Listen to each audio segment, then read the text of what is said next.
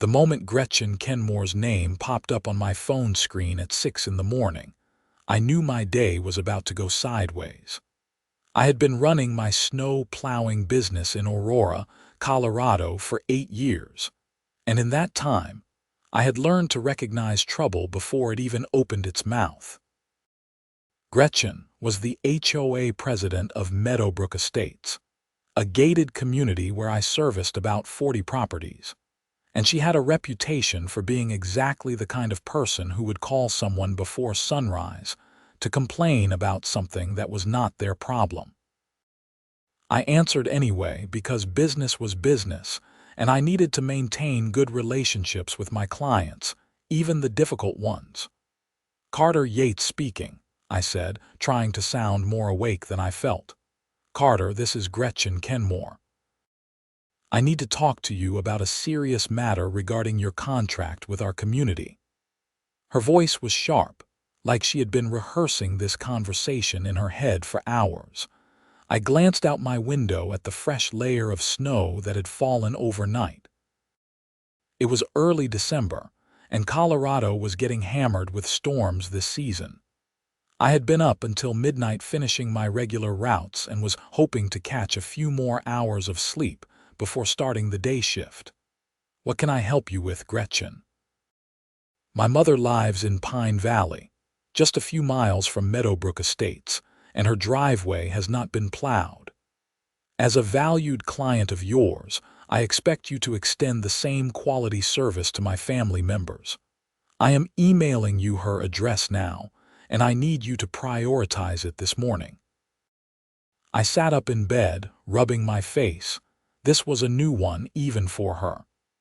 "Gretchen, I appreciate you thinking of my business, but I only service properties within my contracted areas.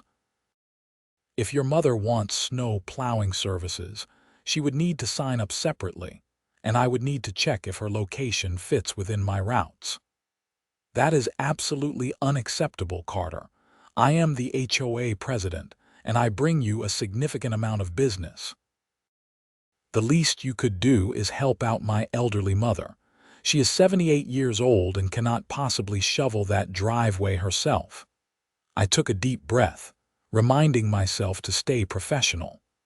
"I understand your concern for your mother, but my business operates on contracted agreements. I have insurance requirements, liability concerns, and route logistics to consider. I cannot just add random properties outside my service area." "Random properties? This is my mother we are talking about, and Pine Valley is not that far from Meadowbrook. You are being completely unreasonable. If you give me her address, I can look into whether it would be feasible to add her to my client list for the rest of the season. But I cannot just show up and plow a property without proper paperwork and payment arrangements. This is ridiculous. I will be bringing this up at the next HOA board meeting. Your contract with Meadowbrook Estates may be in jeopardy if you cannot accommodate simple requests from board members." The threat was clear, and it made my jaw tighten. Meadowbrook Estates represented about 30% of my winter income. Losing that contract would be a serious blow to my business. But I also knew that giving in to unreasonable demands would set a dangerous precedent. "Gretchen, I am sorry, but I cannot plow your mother's driveway without a proper service agreement. If you would like me to send her the paperwork, I am happy to do that." She hung up without another word. I stared at my phone for a moment, then got out of bed. There was no point trying to sleep now. The conversation had gotten my blood pumping, and I needed to start my morning routes anyway. I grabbed a quick shower, made some coffee, and headed out to my truck. The F-250 was equipped with a commercial-grade plow and had been my workhorse for the past 5 years. I also had a GPS tracking system installed that logged every route I drove, which was essential for billing and insurance purposes. Little did I know how important that GPS log would become. The next few days passed without incident. I plowed my regular routes, including all 40 properties in Meadowbrook Estates. The snow kept falling, which was good for business but exhausting for me. I was averaging about 4 hours of sleep per night, and my back was starting to feel the strain of all the hours in the truck. On Thursday morning, I received an email from the Meadowbrook Estates HOA board. It was a formal notice that I was required to attend an emergency board meeting that evening at 7 o'clock. The subject line read, "Breach of contract discussion." My stomach dropped. I had been expecting some fallout from my conversation with Gretchen, but an emergency board meeting seemed extreme. I called my buddy Derek, who ran a landscaping business and had dealt with his share of HOA drama. "They are trying to intimidate you," Derek said after I explained the situation. "HOA board presidents do this all the time. They throw their weight around and hope you will cave to whatever they want. But can they actually terminate my contract over this? Depends on what is in your contract." "You got it handy." I did. I spent the afternoon reviewing every clause, every term, every condition. The contract was clear. I was obligated to plow all common areas and any individual properties that had signed up for my services within Meadowbrook Estates. There was nothing about extending services to family members of board members or plowing properties outside the community boundaries. I showed up at the HOA meeting that evening with a folder containing my contract, my service records, and printouts of my GPS logs for the past week. The meeting was held in the community clubhouse, a fancy building with vaulted ceilings and expensive furniture that probably cost more than my truck. Gretchen sat at the head of the table, flanked by 4 other board members. I recognized 2 of them as clients of mine. Tom Henderson, who always paid on time and never complained, and Sarah Mitchell, who had once left me a 5-star review online. The other 2 board members were unfamiliar to me. "Thank you for coming, Carter," Gretchen said, her voice dripping with false politeness. "We need to discuss some concerns about your service quality and contract compliance." I took a seat across from them, setting my folder on the table. "I am happy to address any concerns you might have." Gretchen opened a notebook and began reading from what appeared to be prepared notes. "On Monday morning, December 2nd, I contacted you about plowing my mother's driveway in Pine Valley. You refused to provide this service despite the fact that Meadowbrook Estates is one of your largest clients. This demonstrates a lack of customer service and a failure to maintain good relationships with our board members. With all due respect, Gretchen, your mother does not live in Meadowbrook Estates. My contract is specifically for properties within this community. I am not obligated to plow properties outside my service area, but you could have made an exception as a courtesy. My business operates on contracts and proper insurance coverage. I cannot plow properties randomly without the proper paperwork. If your mother wants to sign up for snow plowing services, I am happy to discuss that with her." One of the board members I did not know, a middle-aged man in an expensive suit, leaned forward. "Mr. Yates, are you saying you are unwilling to go above and beyond for clients who bring you significant business?" "I am saying that I run a professional operation with insurance requirements and liability concerns. Plowing a property outside my contracted service area without proper documentation would be irresponsible." Gretchen's face was turning red. "This is exactly the attitude I am talking about. You are being completely inflexible and difficult." Sarah Mitchell, the board member who had left me a good review, spoke up. "Gretchen, I am not sure I understand the problem here. Carter is right. We contracted him to plow properties in Meadowbrook Estates. Your mother's house is not in Meadowbrook Estates." "That is not the point, Sarah. The point is that Carter should be willing to accommodate reasonable requests from board members. But it is not a reasonable request," Tom Henderson added. "You are asking him to provide free services to someone who is not a client." "I never said it would be free. I would pay him for it." I seized on that. "Then the solution is simple. Have your mother contact me, we will set up a service agreement, and I will add her to my route if it is feasible." "It has been almost a week, Carter. My mother has been snowed in this entire time because you would not help her." "With respect, Gretchen, there are dozens of snow plowing companies in the Aurora and Denver area. If this was truly an emergency, you could have called any one of them." The meeting continued for another 30 minutes, with Gretchen trying to convince the other board members that I had violated some unwritten code of customer service. But the more she talked, the more it became clear that she was the only one who saw it that way. The other board members seemed uncomfortable with the whole situation. Finally, Tom Henderson made a motion to table the discussion, which was seconded by Sarah Mitchell. The meeting ended without any action being taken against my contract, but Gretchen's face as she glared at me told me this was not over. I left the clubhouse feeling rattled but relieved. I had defended my position, and the other board members had been reasonable. But I knew Gretchen was not the type to let things go. The next morning, I was plowing the main entrance to Meadowbrook Estates when my phone rang. It was a number I did not recognize, but I answered it anyway. "Is this Carter Yates?" A woman's voice, older and weaker than Gretchen's. "Yes, madam." "How can I help you?" "This is Dorothy Kenmore, Gretchen's mother. I am so sorry to bother you, but my daughter gave me your number and insisted I call you about plowing my driveway." I pulled my truck over to the side of the road. "Mrs. Kenmore, there is no need to apologize.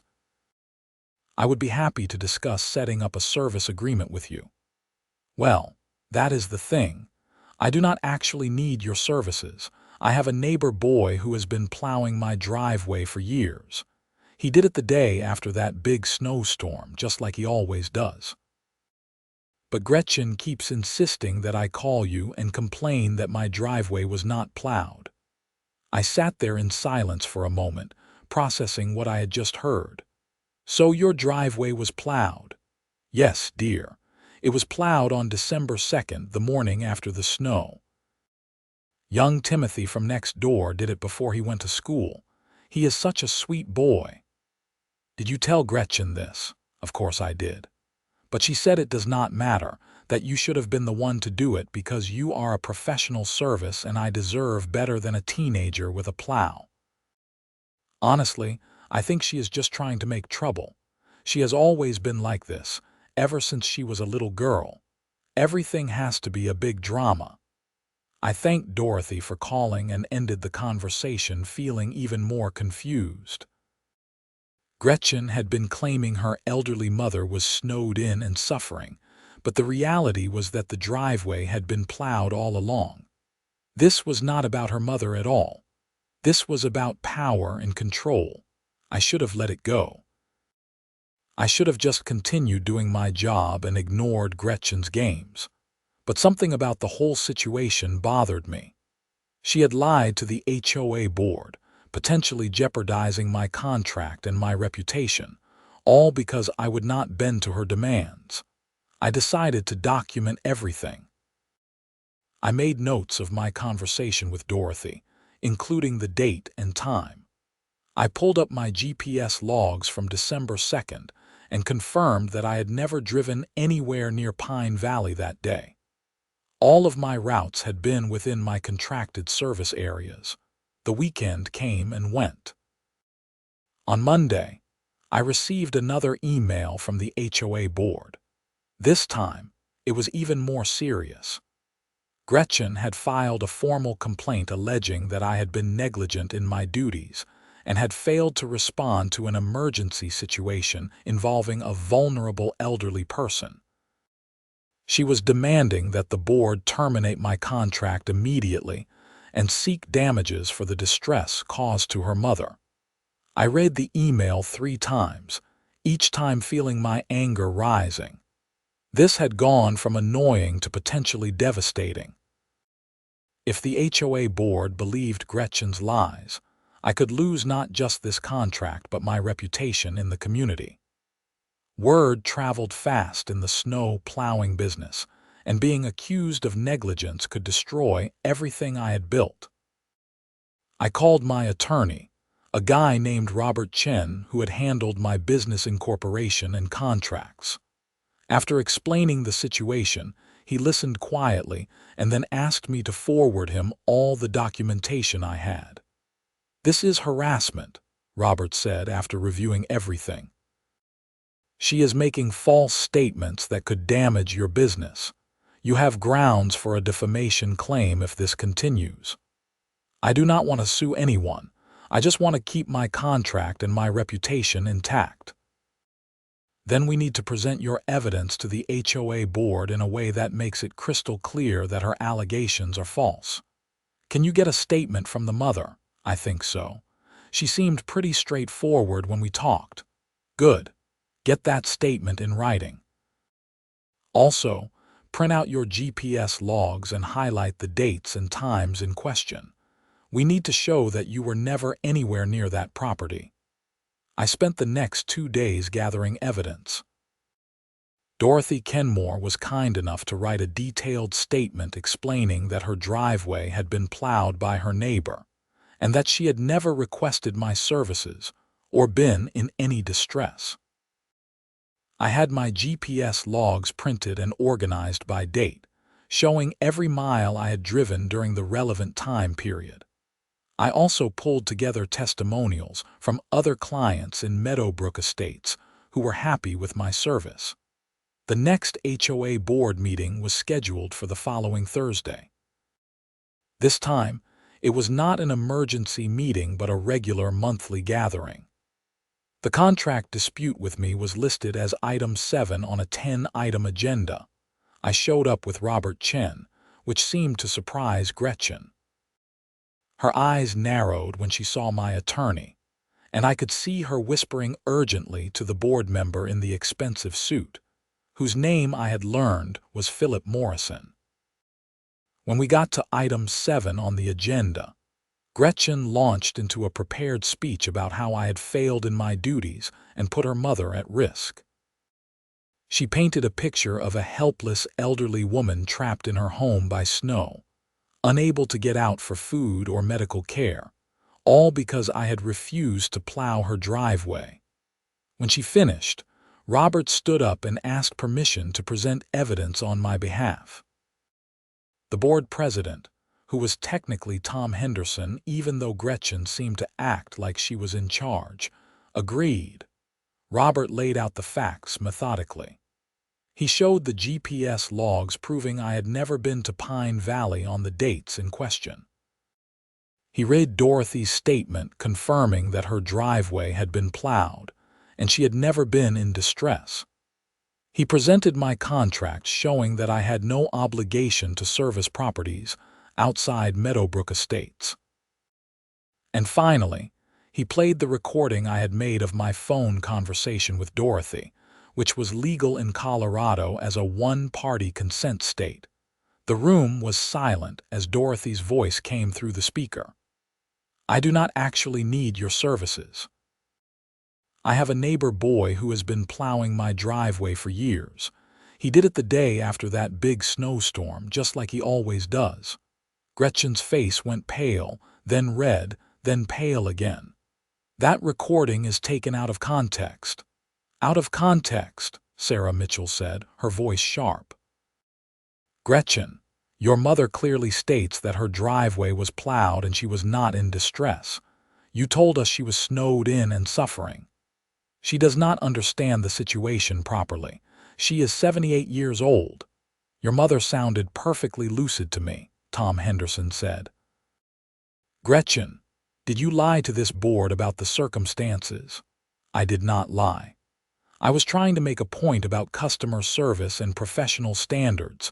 Philip Morrison, who had seemed to be Gretchen's ally earlier, shook his head. "Making a point by filing false complaints and trying to terminate a contractor's agreement. That is not acceptable. The meeting devolved into a heated argument among the board members. It turned out that this was not the first time Gretchen had used her position as HOA president to push personal agendas. Several board members brought up other instances where she had overstepped her authority or misrepresented facts to get her way. By the end of the meeting, the board had voted 4-1 to dismiss all complaints against me and my company. The only dissenting vote was from Gretchen herself.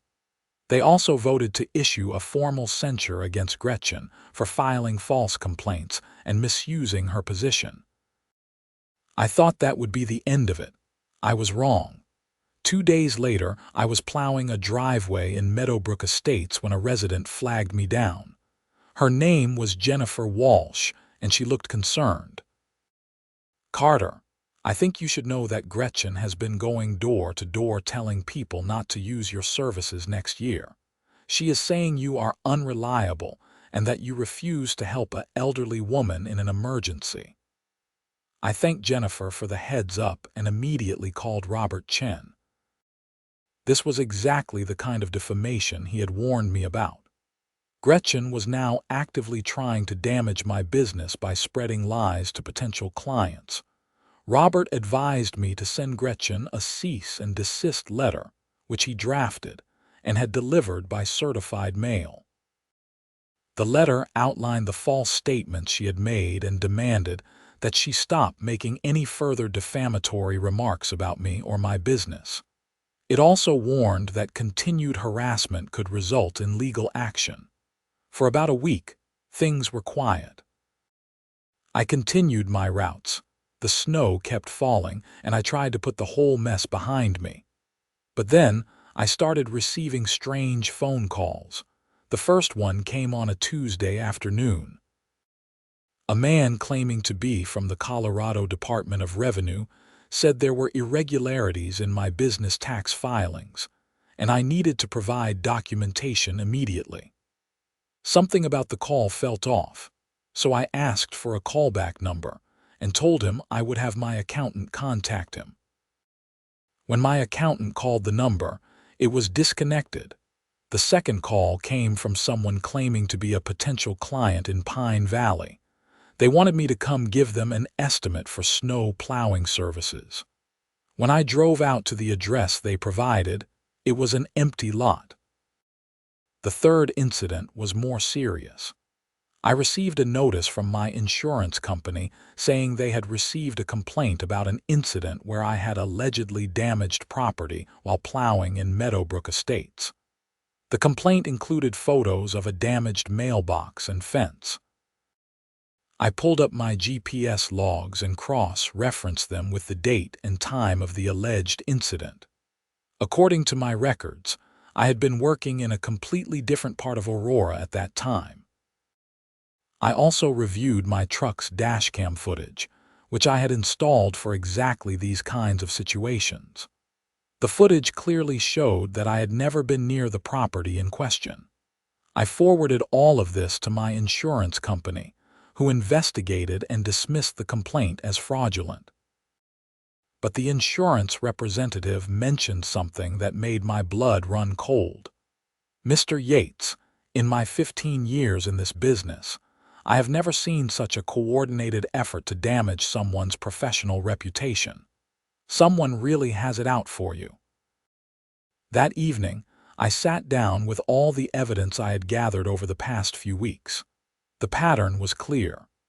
Gretchen was waging a campaign to destroy my business through false complaints, fraudulent reports, and defamation. The question was whether I could prove she was behind all of it.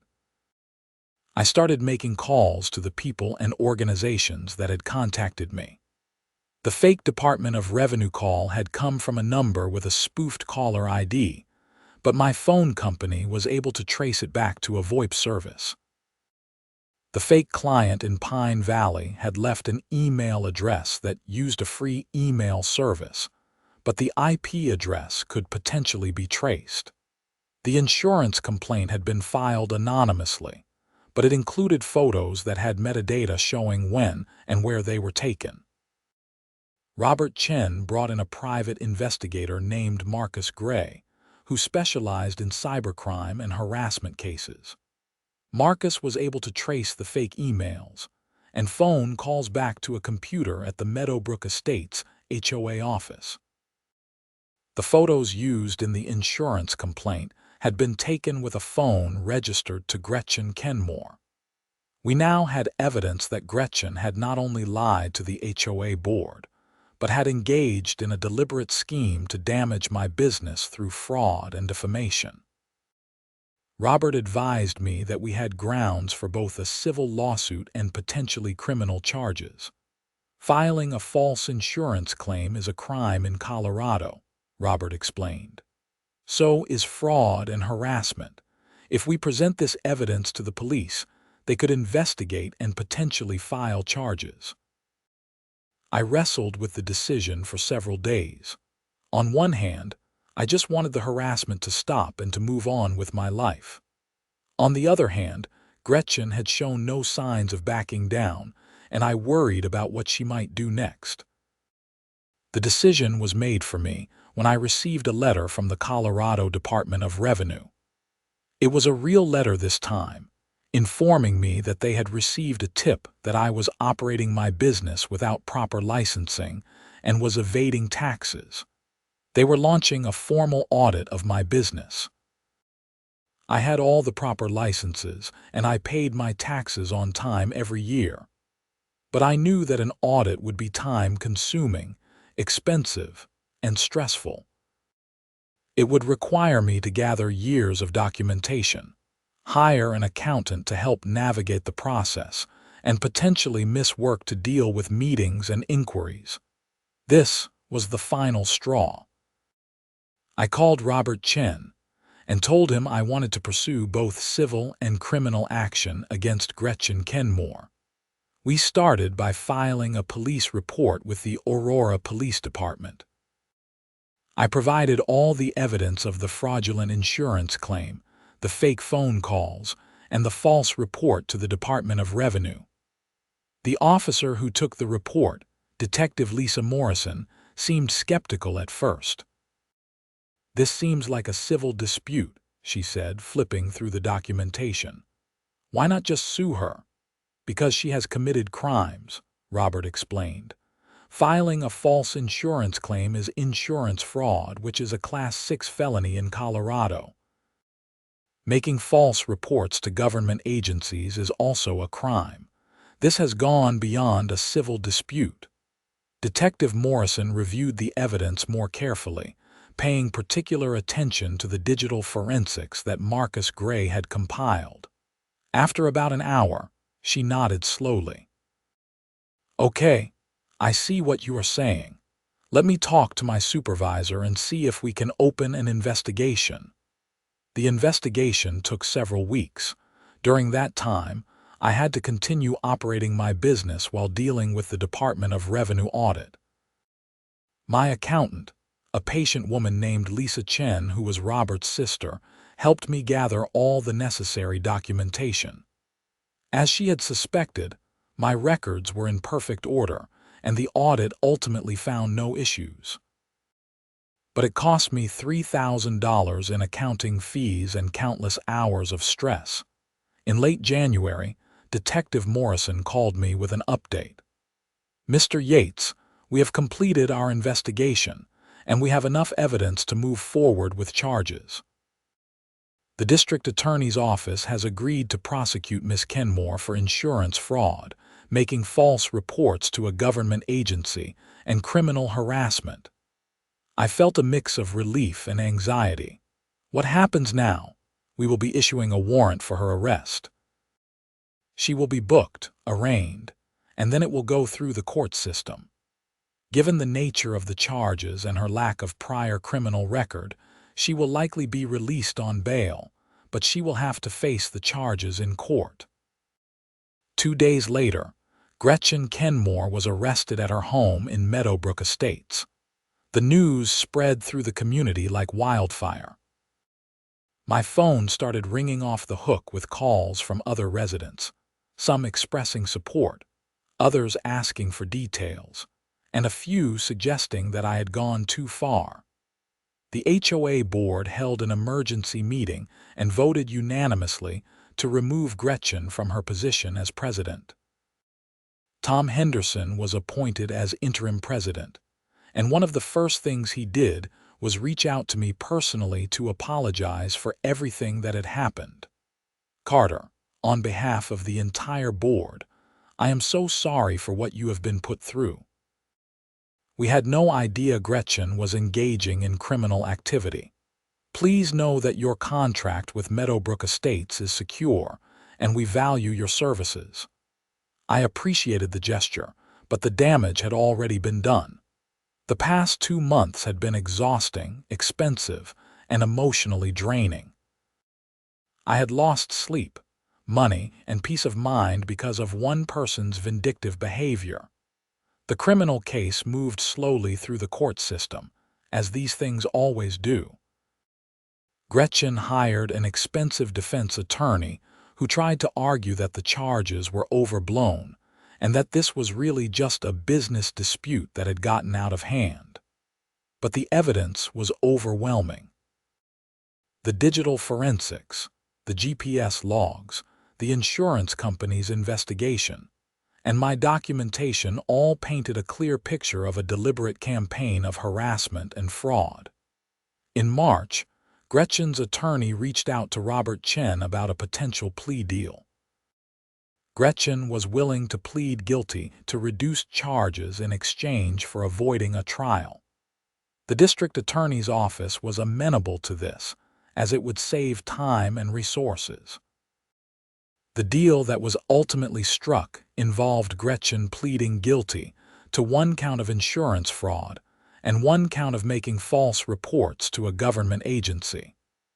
In exchange, the harassment charge would be dropped. She would be sentenced to 2 years of probation, 200 hours of community service, and would have to pay restitution to me for the costs I had incurred defending myself against her false claims. The restitution hearing was held in April. My attorney presented documentation of all my expenses: the accounting fees from the audit, the legal fees from defending myself, the cost of the private investigator, and lost income from the time I had spent dealing with the situation instead of working. The total came to just over $18,000. The judge ordered Gretchen to pay the full amount plus interest. She also gave Gretchen a stern lecture about abusing positions of authority and the serious consequences of filing false reports and fraudulent claims. "Miss Kenmore, you held a position of trust and responsibility in your community, and you abused that position to pursue a personal vendetta. You wasted the time and resources of law enforcement, insurance companies, and government agencies with your false reports. You attempted to destroy a man's livelihood and reputation because he would not bend to your unreasonable demands. This behavior is not only illegal, it is reprehensible. You are fortunate that the district attorney agreed to a plea deal, because if this had gone to trial, I suspect you would be facing significant jail time." Gretchen stood there with her head down, her expensive attorney beside her. She looked nothing like the confident, aggressive woman who had called me that morning back in December demanding I plow her mother's driveway. She looked small and defeated. I felt no satisfaction in seeing her that way. I had never wanted any of this. I had just wanted to run my business, serve my clients, and live my life. But Gretchen had forced my hand, and I had done what I needed to do to protect myself and my livelihood. As part of her probation, Gretchen was also ordered to have no contact with me and to refrain from making any statements about me or my business. If she violated these terms, she would face jail time. The civil lawsuit I had filed separately was settled out of court. Gretchen's homeowner's insurance ended up covering most of the damages for the defamation claim, and I received an additional $30,000 on top of the restitution ordered by the criminal court. By the time spring arrived and the snow melted, the whole ordeal was finally behind me. I had survived the harassment, proven my innocence, and held Gretchen accountable for her actions. But the experience had changed me. I became much more careful about documenting everything in my business. I upgraded my GPS tracking system and added more cameras to my truck. I started requiring written contracts even for small jobs, and I made sure every client understood exactly what my service area was and what I would and would not do. I also became more selective about the HOA communities I worked with.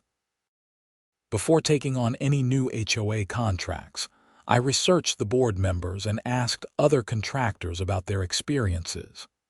Life was too short to deal with people who saw service providers as pawns in their power games.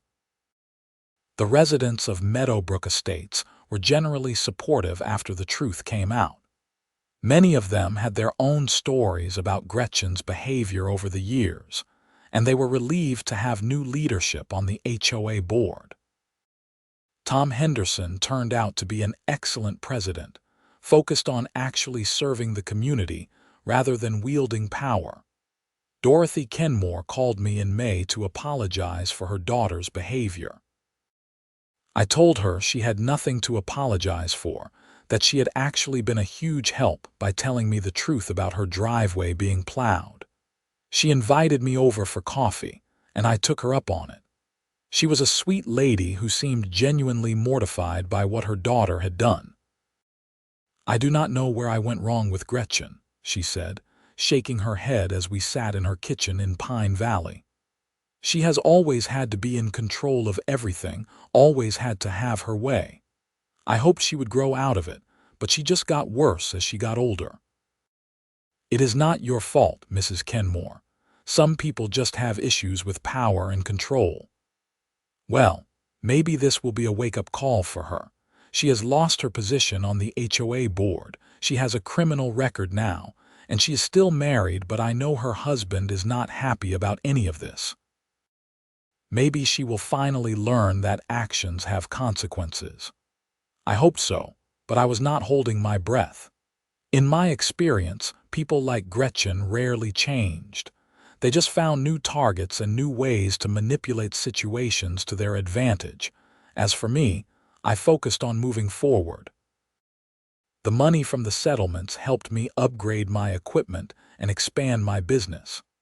I hired 2 employees for the following winter season, which allowed me to take on more clients without working myself to exhaustion. I also started speaking out about contractor rights and HOA issues. I joined a local business association and shared my story as a cautionary tale about the importance of documentation and standing up to harassment. Several other contractors reached out to me with their own HOA horror stories, and I was able to connect some of them with Robert Chen for legal advice. The experience taught me that sometimes doing the right thing means standing up for yourself, even when it is difficult and expensive and stressful. I could have backed down when Gretchen first started harassing me. I could have just plowed her mother's driveway and avoided the whole mess.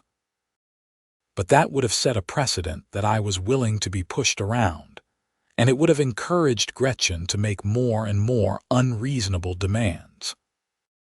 By drawing a line and defending it, I protected not just myself, but potentially other contractors and service providers who might have become Gretchen's targets in the future. The HOA board's decision to remove her from power meant that hundreds of residents would no longer be subject to her arbitrary and vindictive behavior. In June, I received a letter from the Colorado Better Business Bureau. Several of my clients had submitted positive reviews and testimonials about my business in the wake of the legal case. The BBB was recognizing me as one of the top-rated snow removal services in the Aurora area. It was a nice validation after months of having my reputation attacked. I framed the certificate and hung it in my office, right next to the GPS log printout from December 2nd that had proved I was nowhere near Pine Valley when Gretchen claimed I should have been plowing her mother's driveway. It was a reminder that truth and documentation are powerful tools. The following winter was busy but much less dramatic.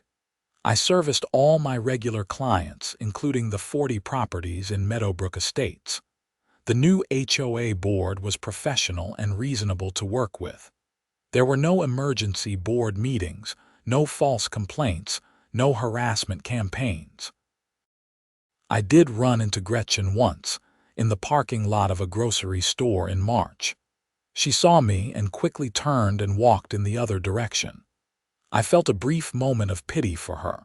She had thrown away her reputation and her position in the community over something so petty and unnecessary. All because I would not plow a driveway that was outside my service area and did not even need plowing in the first place. But that pity was quickly replaced by gratitude.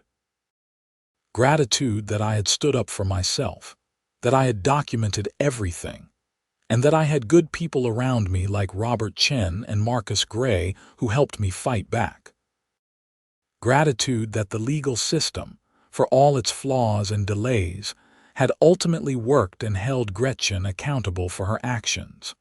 Most of all, I was grateful for the GPS tracking system in my truck. That simple technology had provided irrefutable proof that I was innocent of Gretchen's accusations. Without those GPS logs, it would have been my word against hers, and who knows how things might have turned out. These days, when I train new employees, I always emphasize the importance of documentation. Take photos, keep logs, save emails, record GPS data. You never know when you might need to prove where you were and what you were doing. In the service industry, protecting yourself is just as important as serving your clients. The story of HOA Karen and the driveway that did not need plowing became something of a legend in the local contractor community. Other business owners would reference it when dealing with difficult clients or unreasonable demands. "Remember what happened to Carter Yates," they would say. "Document everything and do not let anyone push you around." I had never wanted to be famous for getting into a legal battle with an HOA president. But if my experience could help other people protect themselves from similar harassment, then something good had come out of the whole mess. As I write this now, it has been over a year since Gretchen's arrest. She completed her community service and paid the full restitution. Her probation is ongoing, and as far as I know, she has not violated any of its terms. She is no longer involved with the Meadowbrook Estates, HOA, and I heard through the grapevine that she and her husband are considering moving to a different community. Tom Henderson is still the HOA president, and under his leadership, Meadowbrook Estates has become one of the best communities to work with in Aurora. The board is transparent, fair, and focused on actually maintaining and improving the neighborhood rather than playing power games. My business continues to grow. I now have 4 employees and service over 200 properties across Aurora and surrounding areas.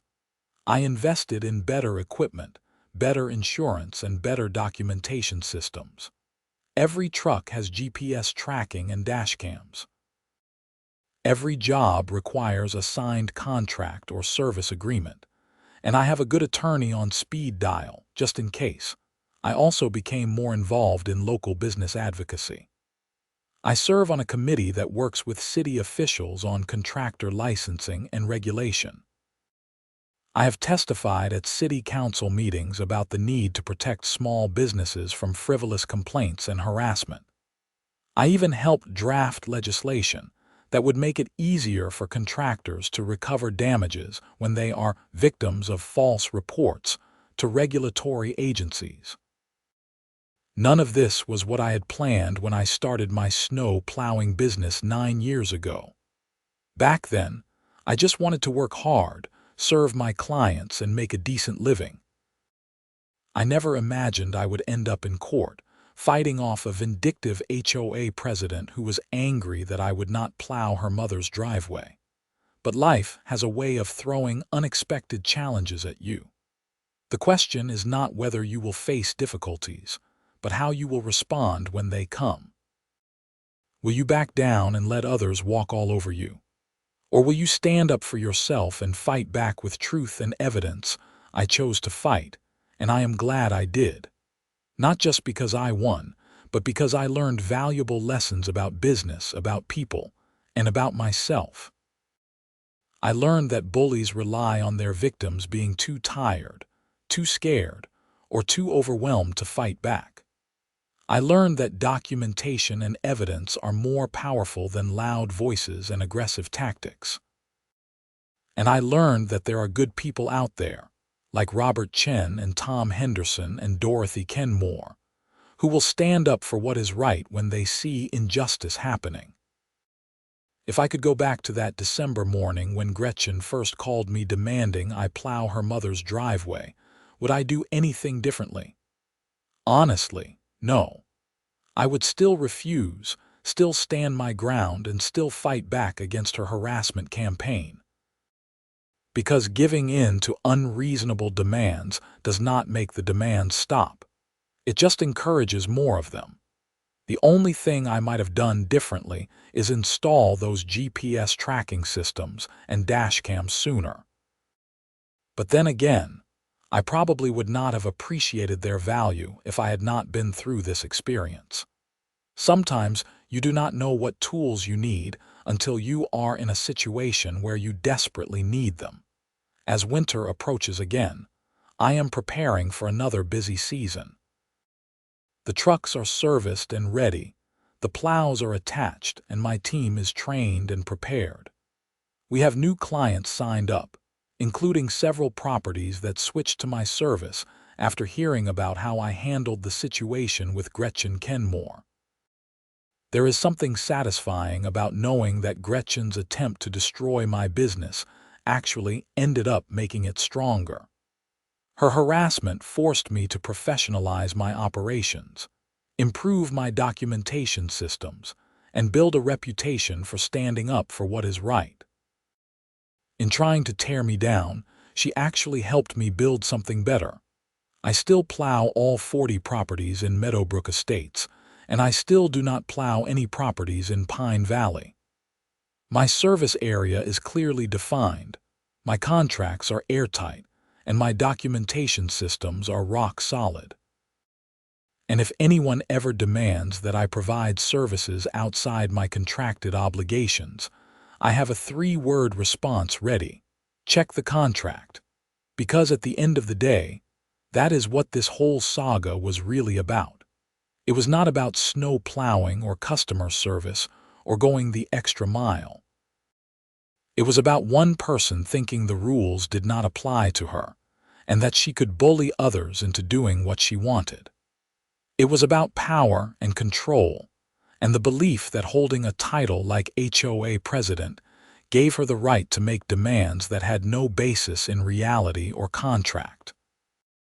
She was wrong, and she paid the price for that mistake. Meanwhile, I am still here, still plowing snow, still running my business, and still standing up for myself and for other contractors who deserve to be treated with respect and fairness. The GPS log from December 2nd that proved I was never in Pine Valley is still hanging on my office wall, right next to my BBB certificate. Every time I look at it, I am reminded of how important it is to have proof, to document everything, and to never back down when you know you are right. That is my story. It is not the story I expected to tell when I started my snow plowing business, but it is the story I lived. And if sharing it helps even one person stand up to a bully, document their side of the story, or fight back against false accusations, then every difficult moment was worth it.